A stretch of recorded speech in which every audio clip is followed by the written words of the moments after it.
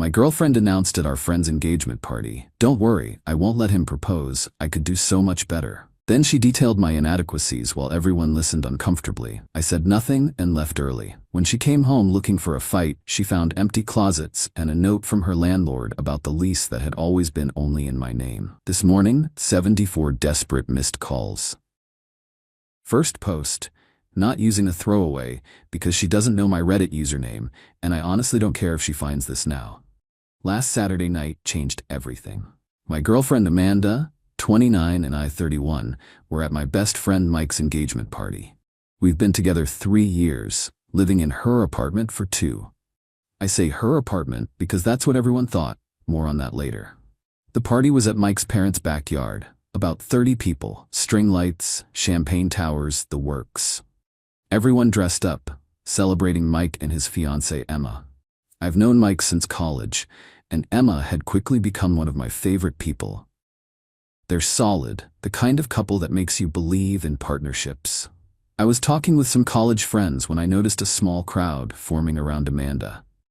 She'd been drinking steadily since we arrived, and her voice carries when she's tipsy. I caught the tail end of whatever story she was telling as the group erupted in laughter.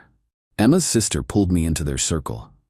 Amanda was just telling us about your disastrous camping trip last summer, she explained. The camping trip hadn't been disastrous, at least not in my memory. We'd forgotten the air mattress pump and had to sleep on the ground. Annoying, but hardly catastrophic. And he just lay there snoring while I was basically sleeping on rocks. Amanda was saying, rolling her eyes dramatically. That's Alex, though. Mister, it's fine when it's clearly not fine. I smiled tightly. Amanda had been increasingly critical lately, but usually in private. This public performance was new. When are you two getting engaged? Someone asked, gesturing between us. You've been together almost as long as Mike and Emma, right? The question hung there. Before I could respond with our standard "we're in no rush" line, Amanda snorted into her champagne. Don't worry, I won't let him propose, she said loudly. I could do so much better. The circle went quiet. Come on, she continued, seemingly oblivious to the tension. Alex is, she gestured vaguely at me. He's fine for now, stable job, decent cook, but long-term, marriage material, please. She leaned in conspiratorially, but her whisper carried clearly. He's so unambitious it's painful. 3 years at the same position, no promotion, his salary's hit its ceiling, and he's so boring. Wants to stay in most weekends, watch documentaries. I stood frozen as she listed my inadequacies to our friends. Plus his family is weird. His mom calls him like twice a week. She shuddered dramatically. Could you imagine those people as in-laws? The group looked mortified. Mike caught my eye from across the yard, clearly sensing something was wrong. Anyway, Amanda concluded, sipping her champagne, I'm keeping my options open. Jason from marketing has been texting me, and he's on track for regional manager. That was news to me. Emma's sister touched my arm gently. Alex? I just smiled, placed my still full drink on the nearest table, and said, I should get some air. I walked out through the side gate, got in my car, and drove to our apartment. No scene, no confrontation, just a strategic exit. You see, Amanda wasn't the only one keeping options open. 3 months ago, I'd overheard her on the phone with her sister discussing her exit timeline from our relationship. Just waiting for bonus season, she'd said. No point leaving money on the table. That night, I'd done some research. Discovered something interesting. Despite living there for 3 years, despite everyone referring to it as Amanda's place, the lease had always been solely in my name. She'd moved into my apartment originally, but somehow over time, the narrative had shifted. I'd signed the original lease, had it renewed twice, and paid every rent check from my account. Legally, it was unquestionably my apartment. Instead of confronting her then, I'd started making arrangements quietly. Secured a new place, paid the deposit, set up mail forwarding. Documented which furniture was mine. Most of it, Amanda preferred spending on clothes and vacations to investing in boring stuff like couches. Back at the apartment, I packed methodically. My clothes, important documents, irreplaceable items. 3 suitcases loaded into my car. I'd come back for the furniture later. Then I called our landlord, Stanley. Explained I'd be breaking the lease early, as permitted in Clause 16B, the early termination option I'd specifically negotiated. As the sole leaseholder, I had this right. I'd pay the 2-month penalty, of course. Can you do me a favor, Stanley? When Amanda gets home tonight, she'll be confused. Could you leave her a note clarifying the lease situation? She seems to have misunderstood who's been renting the apartment. Stanley agreed, somewhat perplexed but professional. I drove to my new place, a 1-bedroom I'd rented 3 weeks earlier, already partially furnished with deliveries I'd scheduled for the future. Future was now. Amanda arrived home from the party at 1:38 a.m. I know because that's when the calls started. First confused, then angry, then panicked. I didn't answer. Her texts escalated from "where did you go?" to "where is all your stuff?" to "what the fuck is this lease notice?" impressively quickly. By morning, I had 74 missed calls and 31 texts. I blocked her number after cataloging them all. Documentation matters. 2 days later, Mike called. "Dude, what happened? Amanda's telling everyone you abandoned her, left her homeless." I explained the situation calmly. The years of subtle put-downs. The overheard exit strategy. The final public humiliation. The lease facts. "Shit," Mike said finally. "That's actually pretty badass how you handled it. Clean break, no drama." "On my side, anyway," I said. "How's Emma's party recovery going?" "The party was fine, but get this. Amanda showed up at our place yesterday, hysterical, demanding I tell her where you've moved." "What did you say?" "That I didn't know, which is true. Then Emma told her to leave before she called the police. Emma's protective of you, man. Good people, those two." Amanda found my workplace next. Caused a scene in the lobby. Security escorted her out and my boss called me in for a talk. I showed him the text messages, played a choice voicemail. He nodded grimly. "Take a few personal days. We'll instruct reception not to allow her up." That was 5 days ago.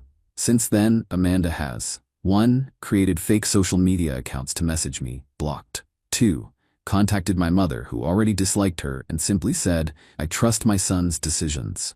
3. Shown up at my favorite coffee shop repeatedly. "I'm trying new coffee shops." 4. Told mutual friends I cheated on her. Patently false. 5. Left a tearful apology on my work voicemail, saved for documentation. 6. Emailed that she's keeping the apartment. Factually impossible. Yesterday she somehow got my new email, probably from a mutual acquaintance, and sent a long message explaining that she was just joking at the party, that Jason means nothing, that I've overreacted dramatically to harmless comments.